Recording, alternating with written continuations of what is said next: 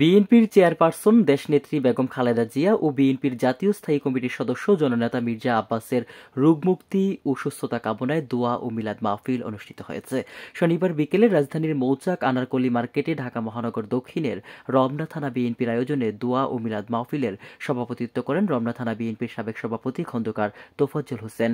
এ সময় উপস্থিত ছিলেন রমনা থানা বিএনপির সাবেক সাধারণ সম্পাদক সোহরাব আলী, রমনা থানা বিএনপির সাবেক সহসভাপতি এম এ জাকির, রমনা থানা বিএনপির সাবেক সাংগঠনিক সম্পাদক আব্দুর রহমান সহ বিভিন্ন স্তরের নেতৃবৃন্দ এ সময় উপস্থিত ছিলেন। আল্লাহ দেশের জন্য, জনগণের জন্য কথা বলেছে।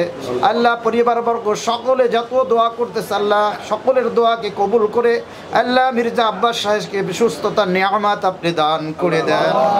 আল্লাহ তার সাথীরা, তার ভাই বন্ধুরা, আল্লাহ তার শুভাকাঙ্ক্ষীরা আল্লাহ দোয়ার আয়োজন করেছে। আল্লাহ অনেক আশা নিয়ে বসেছে। আল্লাহ আপনি রহমান রহিম, আল্লাহ আপনার কাছেই বলার জন্য আল্লাহ আমার মতো গুনাহগারকে ডেকেছে। তাদের মনের এই জায়েজ আশাকে কবুল করে আল্লাহ আব্বাস সাহেবকে সুস্থতার নিয়ামত আপনি দান করে দেন।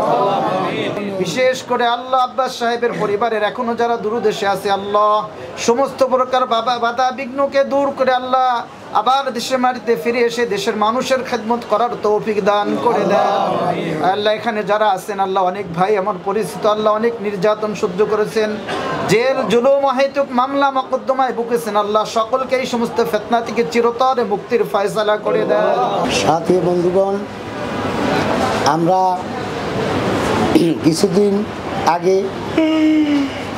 আমাদের মাটির মানুষের নেতা, সাবেক মন্ত্রী, সাবেক মেয়র, সাবেক সভাপতি, স্থায়ী কমিটির সদস্য, মাটির মানুষের নেতা, বীর মুক্তিযোদ্ধা জনাব মির্জা আব্বাস, তিনি অসুস্থ।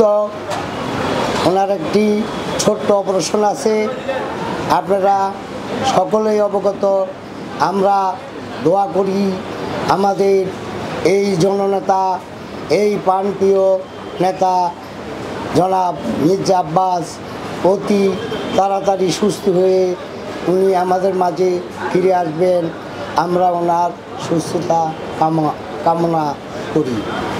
সাথী বন্ধুগণ, মির্জা আব্বাস এমন এক ব্যক্তি, আমরা এখানে অনেকেই আমরা ওনার হাতে করা কর্মী, হাসিনা সহ সকলের বিরুদ্ধে উনি এক সময় লড়াকু সৈনিকের মতন রাজপথ কাঁপানো আন্দোলন করেছিলেন।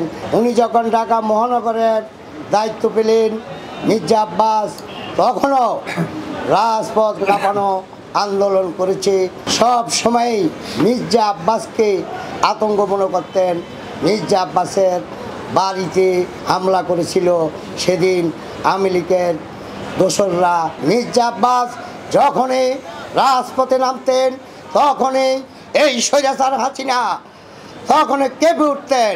আমরা সকলে আমাদের এই প্রাণপ্রিয় ৮ আসনের মাটিও মানুষের নেতা, সাবেক মন্ত্রী মির্জা আব্বাসের জন্য আজ আমরা দোয়া করব।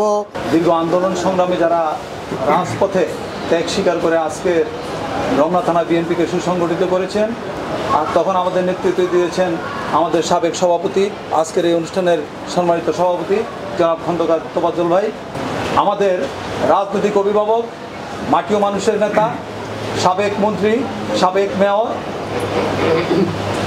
বাংলাদেশ জাতীয়তাবাদী দলের স্থায়ী কমিটির অন্যতম সদস্য, আমাদের প্রাণপ্রিয় নেতা জনাব মির্জা আব্বাস ভাই অসুস্থ, গতকাল অপারেশন হয়েছেন।